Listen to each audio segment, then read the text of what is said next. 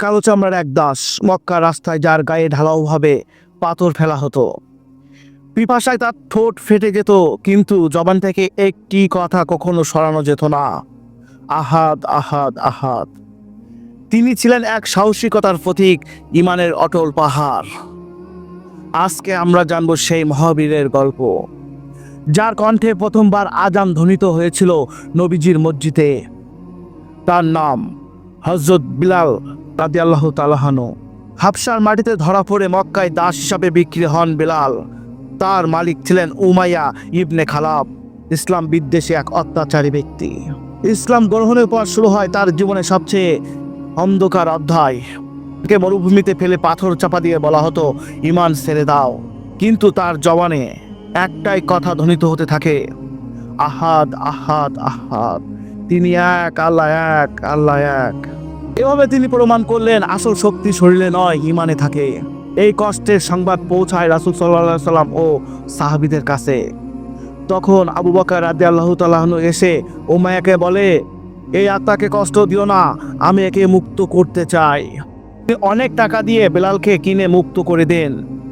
দাস থেকে মুক্ত হলেন, কিন্তু দাসত্বের ক্ষত তার ঈমানকে আরো প্রখর করে তোলে।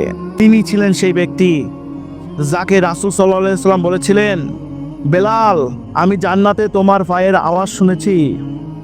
ইসলামী রাষ্ট্র গঠনের পর আযানের মাধ্যমে নামাজের ডাক দেওয়ার ব্যবস্থা করা হয়।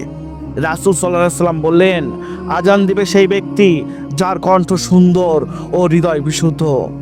তিনি বেছে নেন হযরত বিলাল রাদিয়াল্লাহু তাআলা আনহুকে।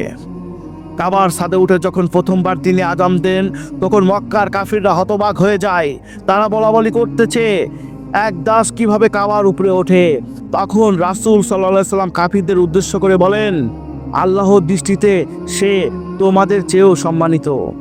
রাসূল সাল্লাল্লাহু আলাইহি সাল্লামের মৃত্যুতে বেলাল রাদিয়াল্লাহু তাআলা আনহু ভেঙে পড়েন।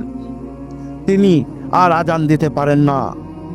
আযান দিতে গেলে কাঁদতে কাঁদতে বেহুশ হয়ে যেতেন আর বলতেন, এখন কাকে বলে আযান দিব, কাকে বলে আযান দিব। রাসূল সাল্লাল্লাহু আলাইহি ওয়াসাল্লামের মৃত্যু তাকে এতটাই শোকাহত করে ফেলে, তিনি মদিনা ছেড়ে সিরিয়ায় চলে যান। একবার নবীজির স্বপ্ন দেখে ফিরে আসেন মদিনায়, আর সেখানে ফের একবার আযান দেন। পুরো মদিনা আযানে কান্নায় ভেঙে পড়ে। সাহাবীদের চোখে জল আর ধরে রাখা যায় না। মনে হয় এ যেন নবীজি ফিরে এসেছে। মৃত্যু শয্যায় তিনি বলেছিলেন, আহা কত সুন্দর মুহূর্ত, প্রিয় নবীর সাথে সাক্ষাৎ হতে চলেছে। মৃত্যু শয্যায় বসে হযরত বেলাল রাদিয়াল্লাহু তাআলা আনহু বলতে থাকেন, তিনি জান্নাতের আশায় শান্তি নিয়ে মৃত্যুবরণ করেন। হযরত ওমর রাদিয়াল্লাহু তাআলা আনহু, উসমান রাদিয়াল্লাহু তাআলা আনহুদের মতো সাহাবীরা তাকে ইতিহাস সম্মান দিয়ে স্মরণ করেন। হযরত বেলাল রাদিয়াল্লাহু তাআলা আনহু প্রমাণ করে গেছেন, দাসত্ব, গায়ের রং, দারিদ্র্য, এই সব কিছুই মানুষকে ছোট করে না।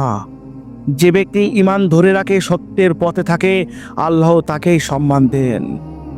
আজকের যুগে যদি কেউ আত্মবিশ্বাস হারিয়ে ফেলে, হযরত বেলাল রাদিয়াল্লাহু তাআলা আনহুর এই গল্প তাকে সাহস ও ঈমানের আলো দেখাতে পারে। তিনি ছিলেন এক কালো দাস, কিন্তু ইতিহাস তাকে মনে রাখে আযানের প্রথম আওয়াজ হিসাবে। এইরকম অনুপ্রেরণামূলক গল্প পেতে সাবস্ক্রাইব করুন ভয়েস বিডি অফিসিয়াল। ভালো লাগলে লাইক, কমেন্ট, শেয়ার করতে ভুলবেন না।